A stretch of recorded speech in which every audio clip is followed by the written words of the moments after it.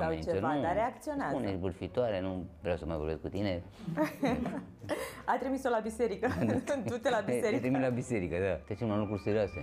Crezi că te neglijezi? Ai momente când mă neglijezi. E sincer.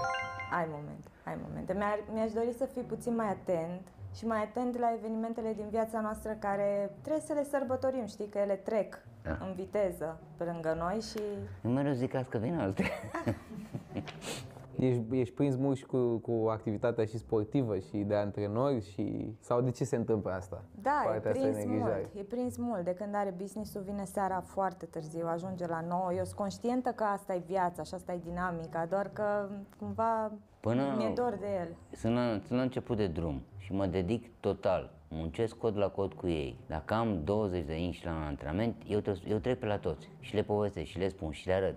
Și nu pot să le arăt din vorbe. Trebuie să demonstrez lucruri, sau lovitura, sau cum trebuie să iasă. Am momente în care mă sui cu ei în ring, am momente în care lucrez cu ei la palmare. Și lucrurile astea, pe mine, la vârsta mea, mă obosesc. La 25 de ani.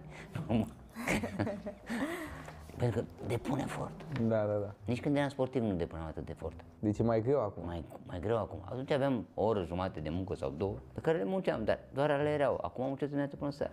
Și efort fizică. Vorba ta trebuie să arăți, nu poți doar din vorbe. Și gândește că trebuie să și gândești. Noi plecăm de la o serie, facem o serie de lovituri și